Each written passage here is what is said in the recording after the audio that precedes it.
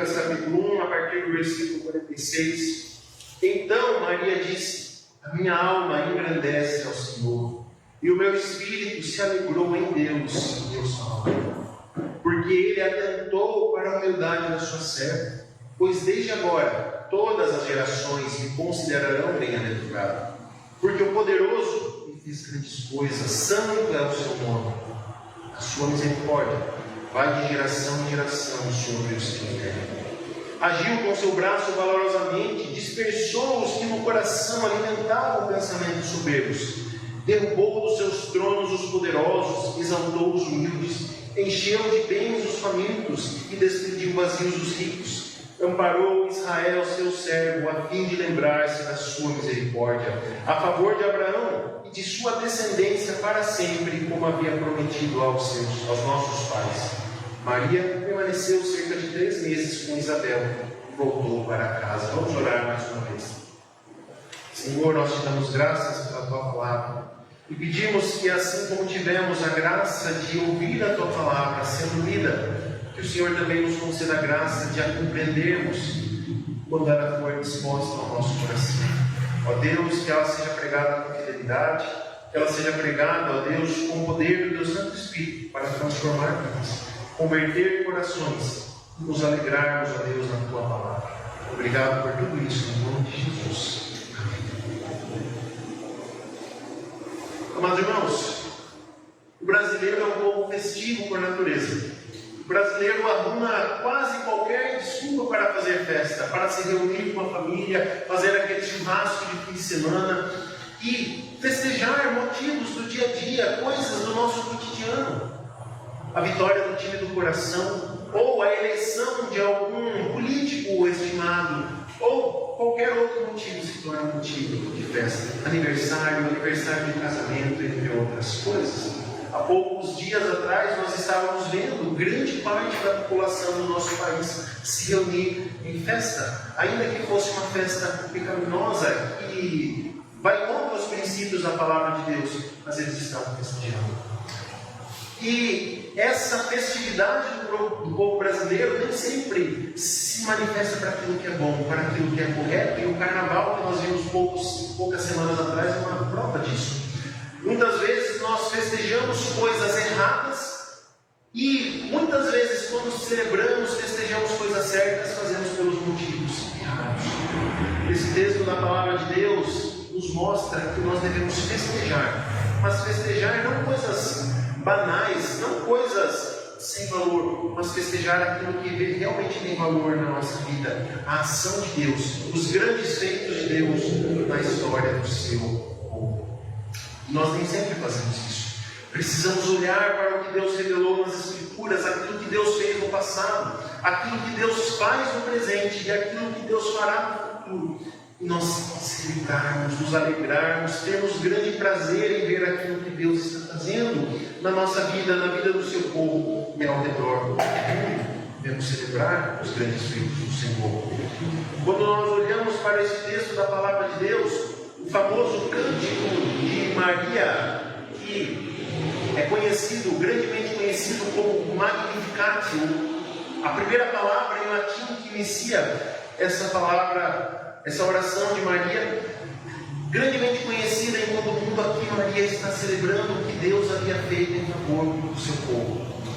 Este cântico de Maria se parece muito com o cântico de Ana no livro de 1 Samuel, capítulo 2, quando ela celebra, ela canta o que Deus havia feito ao dar a ela vitória contra seus inimigos pessoais.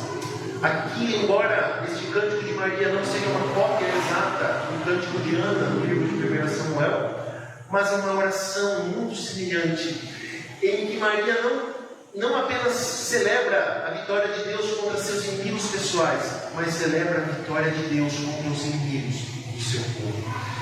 Este cântico de Maria está repleto de expressões do Antigo Testamento, especialmente do livro dos Salmos. É uma oração, o cântico de uma mulher judia, de uma moça que conhecia bem as Escrituras do Antigo Testamento. Então, ela, conhecedora que era da lei de Deus, da palavra de Deus do Antigo Testamento, ela olha para o que Deus fez no passado e louva a Deus por aquilo que Ele está fazendo no presente.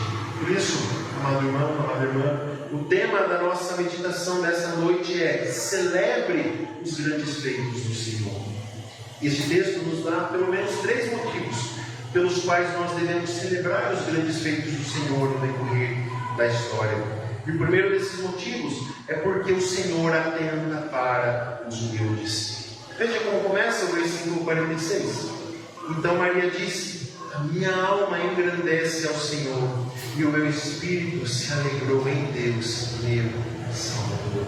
Maria já começa expressando a sua alegria, o seu louvor a Deus. A minha alma engrandece ao Senhor. Quando ela diz que a alma dela engrandece a Deus, isso dá a ideia de algo contínuo. Era algo que Maria fazia em todo o tempo da sua vida. Veja, ela diz engrandece, ela não diz engrandeceu e nem engrandecerá, engrandece. É uma ação que acontece no momento em que ela está falando, ela está engrandecendo a Deus.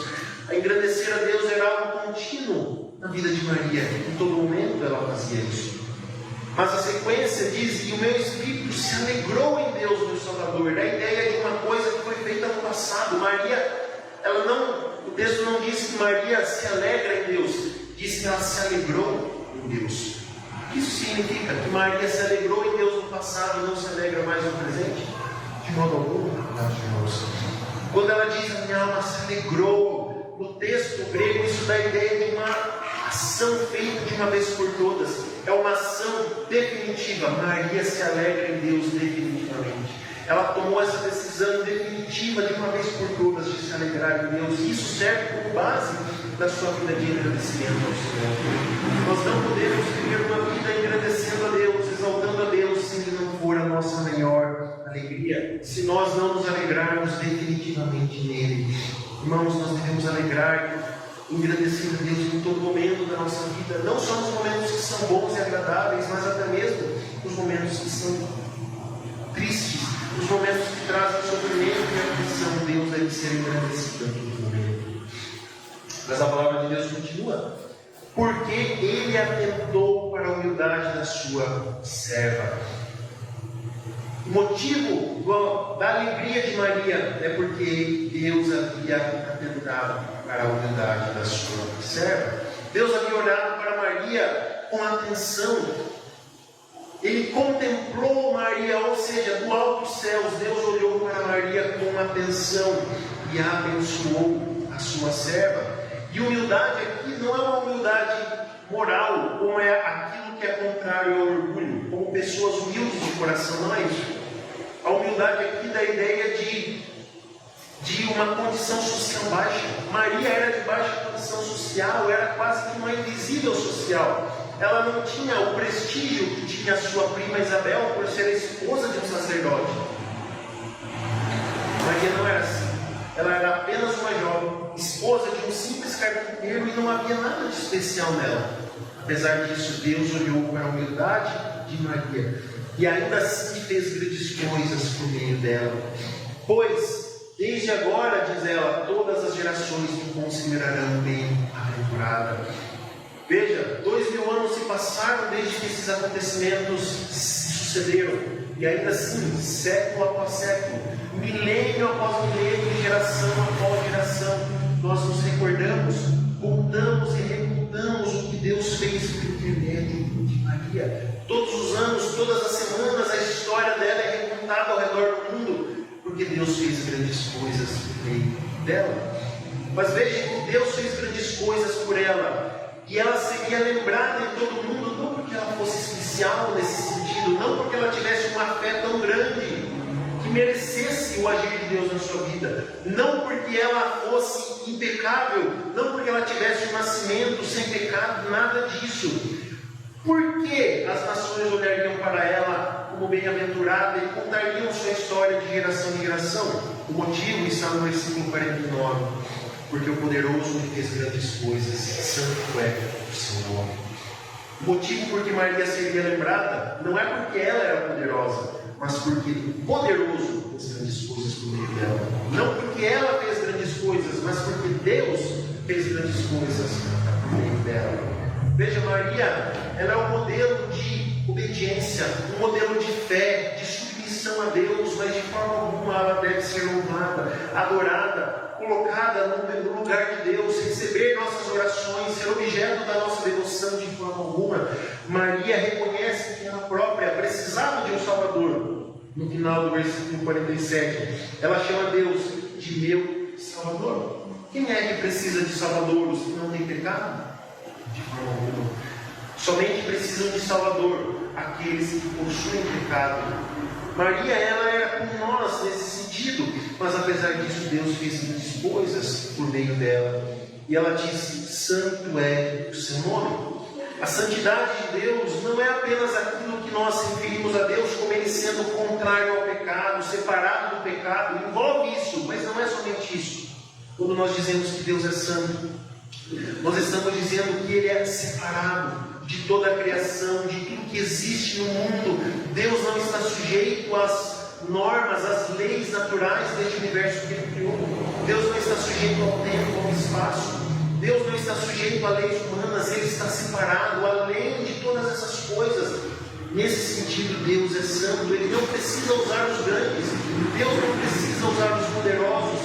E frequentemente Deus gosta de usar os humildes, os pequenos, aqueles que são nada, para reduzir a nada aqueles que são, para humilhar a sabedoria dos sábios, para reduzir a nada o orgulho dos arrogantes. Deus faz todas essas coisas. Santo é o seu nome, ou seja, o ser de Deus como um todo, tudo que Deus é, tudo aquilo que o nome de Deus representa é santo.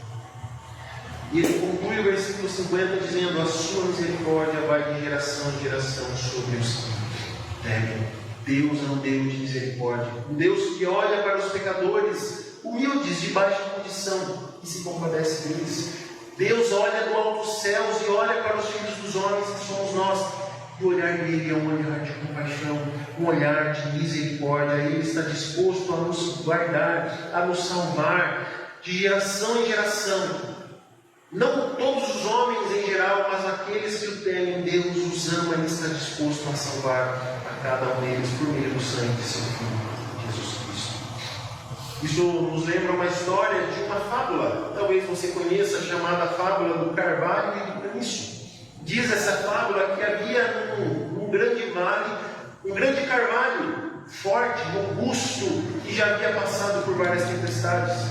Ao lado do carvalho havia um caniço, uma pequena plantinha, frágil, flexível, e que não tinha nem metade da resistência do carvalho. Uma plantinha frágil, pequena e flexível. E então o carvalho olhava para aquela planta e se orgulhava e dizia: eu resisto às tempestades, eu estou aqui há muito mais tempo que você, eu resisto a qualquer vento que passar. Enquanto isso, a plantinha ficava frágil, ficava ali quieta, sem responder nada. Então passou um certo dia uma tempestade tão grande como nunca houve naquele vale. E o carvalho resistiu por um tempo, mas como ele era rígido, ele não resistiu e se quebrou e caiu ao chão. Enquanto isso, aquela plantinha pequena, por ser flexível, se dobrou diante da força do vento, mas não quebrou, justamente pela sua flexibilidade. Isso nos lembra um pouco da história de Maria. Maria era como essa pequena plantinha. Ela não resistiu à vontade de Deus, ela se prostrou. Mas os grandes, os poderosos, aqueles que resistem à vontade de Deus, Deus os parte no meio. Mas aqueles que se submetem em humildade, Deus olha para eles com atenção, porque o Senhor atenta para os humildes. Amados irmãos, Deus atenta para cada um de nós se nós vivemos em humildade diante dele. Ele não veio ao mundo para salvar os poderosos, como o próprio Senhor Jesus disse: eu não vim para salvar os justos, mas os injustos. Eu não vim buscar aqueles que são sãos, mas aqueles que estão doentes. Jesus Cristo veio para os humildes, para os pequenos. Às vezes nós olhamos para o mundo, para pessoas que são rejeitadas aos olhos do mundo, mas muitas vezes essas pessoas que são rejeitadas são pessoas tementes a Deus e elas são amadas e preciosas aos olhos de Deus. Ainda que aos olhos do mundo elas não tenham valor, mas aos olhos de Deus elas são preciosas. A mesma coisa acontece conosco. Deus não olha para a sua grandeza, para o quanto você pode fazer a Ele. Deus não se impressiona com nada que você faz. Deus olha para os humildes, um coração humilde, quebrantado e contrito. É isso que Deus olha na nossa vida, no nosso coração. Não a sua grandeza, não os seus grandes feitos, mas a sua pequenez diante dele. O ato de você reconhecer quão pequeno você é, diante de um Deus tão grandioso, tão poderoso e maravilhoso. Deus olha para a sua humildade. Então, a primeira coisa que esse texto nos ensina é que você deve celebrar os feitos do Senhor, porque o Senhor atenta para os humildes. A segunda razão que esse texto nos ensina está a partir do versículo 51, porque o Senhor inverte as expectativas humanas. A partir do versículo 51 até o 53, Maria narra 3 pares de ações de Deus, 6 ações que Deus executa, todas elas registradas no passado, para mostrar o que Deus estava fazendo por meio do seu povo. Diz o versículo 51 em diante que Deus agiu e dispersou, derrubou, exaltou, encheu, discutiu. 6 ações de Deus registradas no passado e que Maria canta, louva a Deus por essas ações realizadas em favor do seu povo. E o fato dessas ações estarem registradas no passado, coisas que Deus já fez no passado, não significa que Deus não faz mais essas coisas no presente. É justamente o contrário. Maria se lembra do que Deus já fez para extrair certeza de que Deus continuará fazendo essas coisas tanto no presente quanto no futuro. A nossa fé, amados irmãos, assim como a de Maria, é uma fé histórica. A nossa fé não se baseia em mitos, em fábulas de coisas que aconteceram apenas no mundo da imaginação. Não. Os acontecimentos da palavra de Deus têm data e endereço, aconteceram realmente na história. A nossa fé se baseia em fatos históricos. E como nossa fé se baseia em fatos históricos, isso nos dá certeza de que Deus age na história e que Ele continua fazendo no futuro e no presente as mesmas coisas que Ele já fez anteriormente, no passado. Então Maria diz que Deus agiu com seu braço valorosamente. E o braço de Deus aqui é uma figura para se referir ao poder de Deus. Não que Deus tenha corpo, não que Deus tenha membros como nós humanos temos, mas sempre que a Bíblia se refere ao braço de Deus, isso é uma forma de se referir ao seu poder grandioso. É uma forma de nos lembrar sobre como Deus libertou o seu povo do Egito. Diz Moisés que Deus libertou o seu povo com mão poderosa e com o braço estendido tirou o seu povo poderosamente do Egito. Deus estava fazendo as mesmas coisas no presente. Ele dispersou os que no coração alimentavam pensamentos soberbos. Irmãos, veja, Maria está dizendo que para Deus não existe diferença entre pensamento e ação. Aquilo que os soberbos, aqueles pensamentos arrogantes que os soberbos alimentaram no seu coração já são suficientes para o juízo de Deus. Nem sequer precisa transbordar para os seus membros em pecado consumado. Deus julga os ímpios nos seus próprios pensamentos, sem que eles precisem executar uma única ação pecaminosa. Os seus pensamentos já são suficientes para a ira de Deus, para o julgamento de Deus. Diz que Deus também, no versículo 52, derrubou dos seus tronos os poderosos, à medida que também exaltou os humildes. Nós vivemos em um mundo que vive, em grande parte do tempo, sob o lema de que o de cima sobe e o de baixo desce. Você já ouviu essa expressão? Mas na lógica de Deus não é assim. Deus derruba os orgulhosos, os soberbos, os poderosos e eleva aqueles que são humildes, aqueles que vivem em humildade diante do Senhor. Veja quantos grandes reinos houveram no passado, na história do povo de Israel. Quantos grandes inimigos não surgiram na história de Israel. Lembre-se da grande Assíria, do grande Império Persa. Lembre do grande Império Babilônio, dos gregos que se levantaram contra o povo de Israel, séculos antes da vinda de Jesus Cristo. Lembre dos romanos que dominaram toda a margem do Mediterrâneo, inclusive o território da nação de Israel. Agora diga, quantos desses reinos poderosos que surgiram no passado, quantos deles existem até o dia de hoje? Nenhum. Deus derrubou cada um deles por terra. Agora, pense na igreja. Aquele pequeno movimento que se iniciou em Jerusalém com apenas algumas poucas dúzias de pessoas. E foi duramente perseguida, foi duramente massacrada nos primeiros séculos, e se pensava que a igreja seria destruída, mas a igreja está em pé 2000 anos depois. Deus, Ele derruba os poderosos do seu trono, da mesma forma como Ele eleva e exalta os humildes. Este ano nós tivemos a oportunidade de ver 2 poderosos já sendo derrubados, tanto na Venezuela como ontem no Irã. Independente se você concorda ou não com quem o derrubou, nós devemos nos lembrar que Deus está no controle da história, derrubando os tiranos e os poderosos, para que o seu povo viva liberdade. Então Deus fez isso, e também diz no 53 que Deus encheu de bens os famintos e despediu vazios os ricos. Veja, encheu de bens os famintos. A palavra de Deus diz que Deus sacia aqueles que buscam. Deus, Ele enche aqueles que têm fome e sede de justiça, aqueles que estão dispostos a serem cheios por Deus. Deus os sacia e os sustenta. Mas aqueles que confiam nas suas riquezas, aqueles que colocam no dinheiro a sua confiança, nas suas riquezas a sua confiança para a vida e para o futuro, Deus faz com que eles sejam despedidos vazios.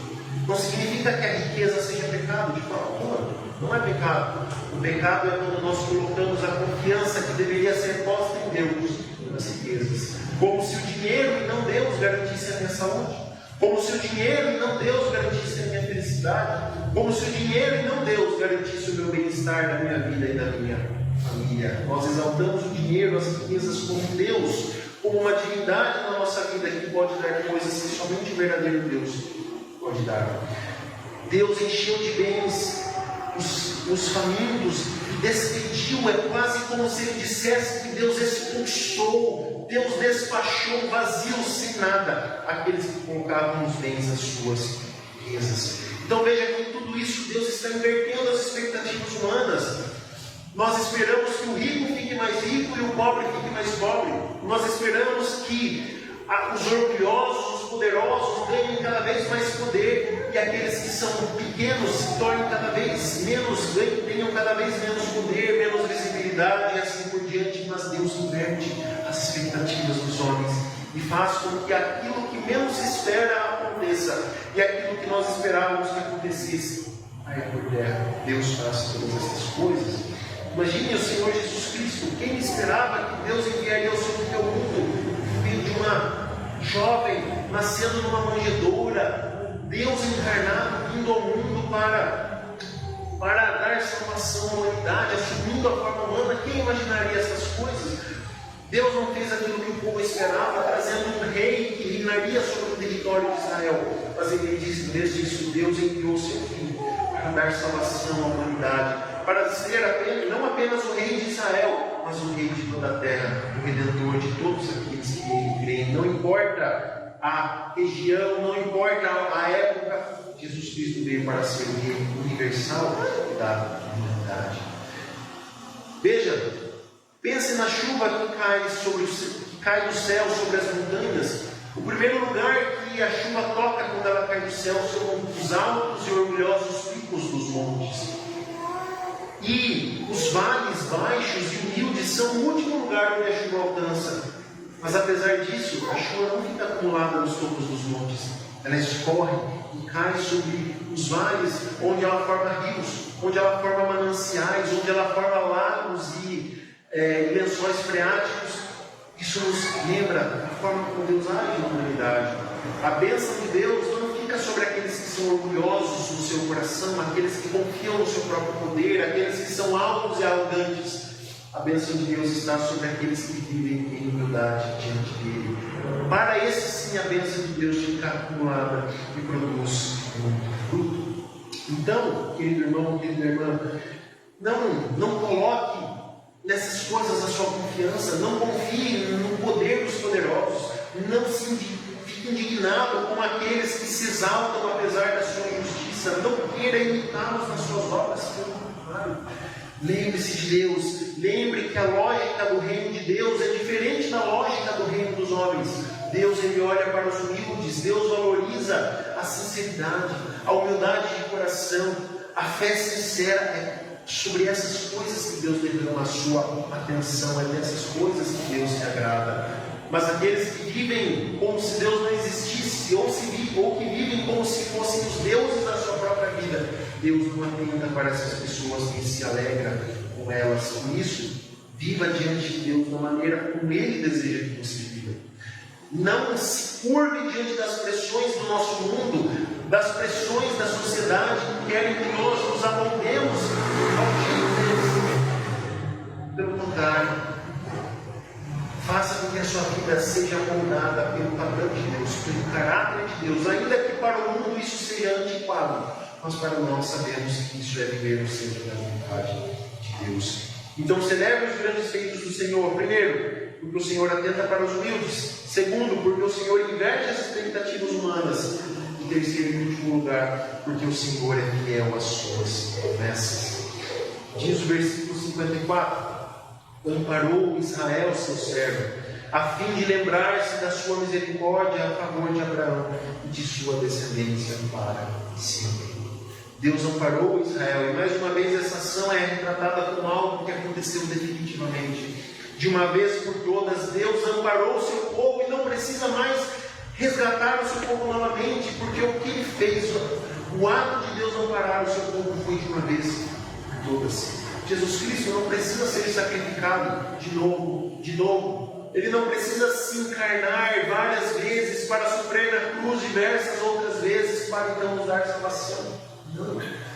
A salvação que Deus operou sobre nós, por meio desta criança que nasceu de Maria, Jesus Cristo, que se tornou o Salvador da humanidade, entregue por nós na cruz do Calvário.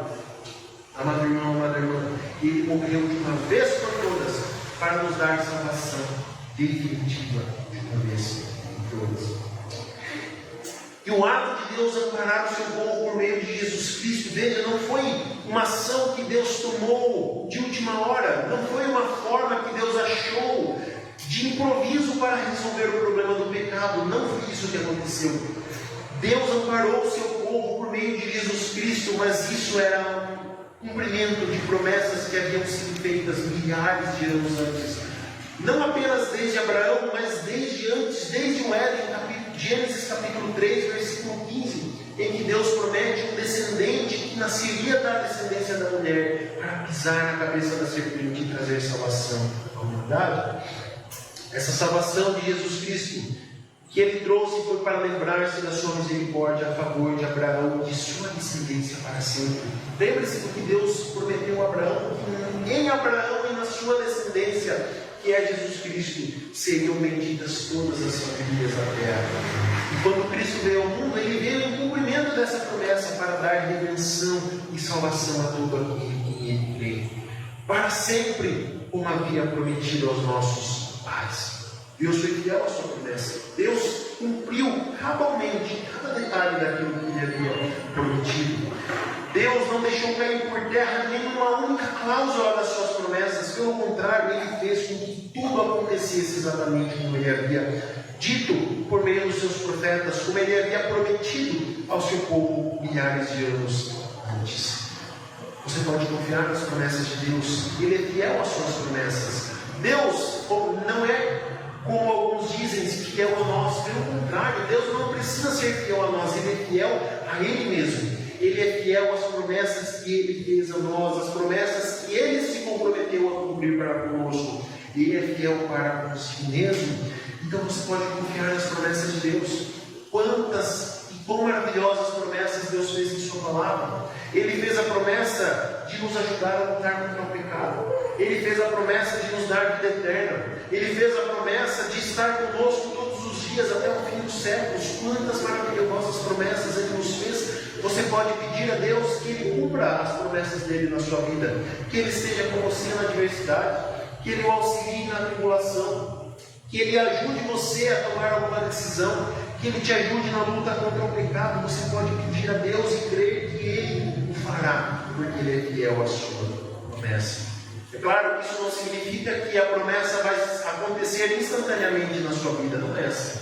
Às vezes nós precisamos orar e continuar orando por semanas, às vezes meses, às vezes anos, para que Deus atenda ao nosso favor, mas Ele é fiel à sua promessa e jamais deixará de cumprir aquilo que prometeu aos irmãos.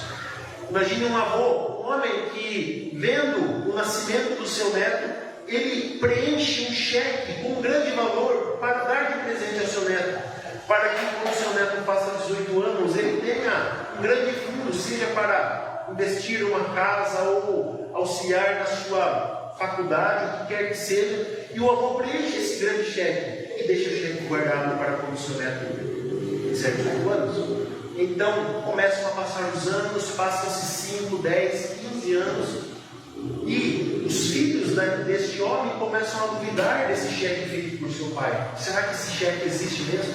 Será que esse cheque é sem fundo? Será que o nosso avô se lembra da promessa que ele fez anos atrás ao deixar esse cheque para o nosso filho, para o seu neto? Então eles começam a duvidar da promessa do avô. Mas então, quando o neto faz 18 anos, o avô entrega o cheque para esse menino e ele deposita o cheque é descontável, o cheque tem fundos. Assim foi a promessa de Deus para nós. Deus fez a sua promessa, mas ela não se cumpriu imediatamente. Milhares de anos decorreram desde que ele fez a promessa a Abraão até o seu cumprimento em Jesus Cristo. Mas a promessa de Deus não é um cheque sem fundo. Algo que você duvida, algo que você não sabe se acontecerá ou não. A promessa de Deus é um cheque válido que nós podemos dar a Ele, nós podemos recorrer às suas promessas com a certeza de que ouve. Então lembre-se sempre que o Senhor é fiel às suas promessas.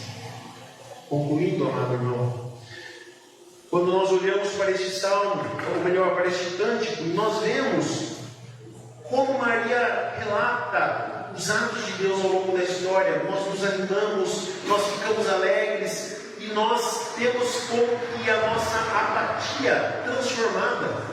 Nós que vivemos muitas vezes sem dar muita atenção às coisas que Deus faz. Este cântico nos lembra que nós devemos estar atentos ao agir de Deus, na história do seu povo no passado, mas também para aquilo que Deus está realizando no presente e ainda realizará no futuro. Nós devemos nos alegrar, lembrar dessas palavras proferidas por Maria tantos anos atrás e fazer coro com Maria, juntar com ela as nossas vozes e entoar as grandezas do Senhor a todos os que estão ao nosso redor e também ao nosso próprio coração. Por outro lado, quando nós olhamos isso que Deus fez ao longo da história e comparamos com os nossos dias, pode ser que nós fiquemos um pouco talvez frustrados por parecer, e eu digo parecer, que Deus não está fazendo as mesmas coisas nos nossos dias. De olhar para o nosso mundo, para o nosso país e parecer que as coisas não acontecem como deveriam estar acontecendo. Corrupção generalizada no nosso país, crimes por todos os lados, nações entrando em guerra, declarando guerra umas contra as outras, fomes e doenças surgindo em tantos lugares. Parece que o mundo não está funcionando como deveria ser. Mas apesar disso, apesar do nosso mundo ser um caos, em certo sentido, por causa do pecado, esse trecho da palavra de Deus nos lembra que Deus está no controle de todas as coisas.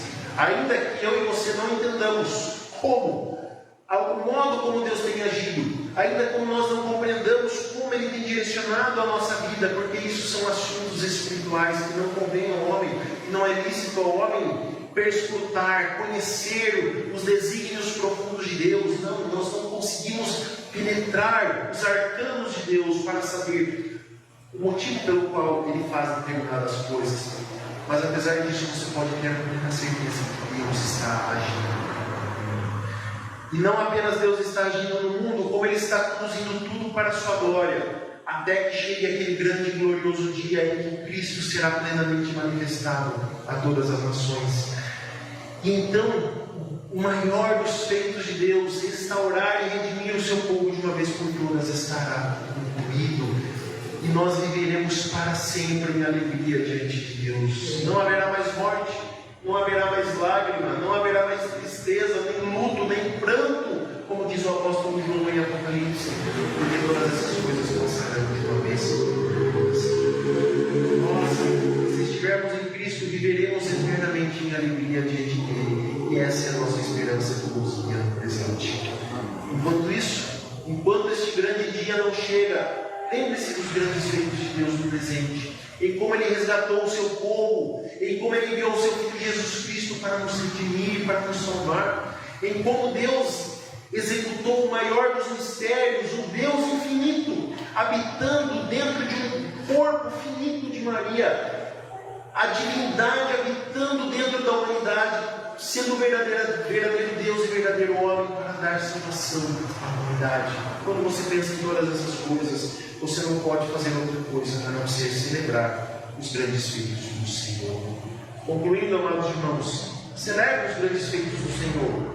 Recapitulando: primeiro, porque o Senhor atenta para os humildes. Segundo, porque o Senhor inverte as expectativas humanas. E terceiro, porque o Senhor é fiel às suas promessas. Que o Senhor te abençoe em nome de Jesus. Vamos orar mais uma vez? Senhor, nós te damos graças pela tua palavra que foi lida e aplicada e explicada aos nossos corações. Que essa palavra, Deus, produza fruto e nos ajude a nos alegrarmos sempre em ti, por tudo que o Senhor tem feito em nossa vida, no presente, no passado e também certamente no futuro. Obrigado por tudo isso e ajuda-nos a nos alegrar em ti, Senhor, em nome de Jesus. Amém. Amém.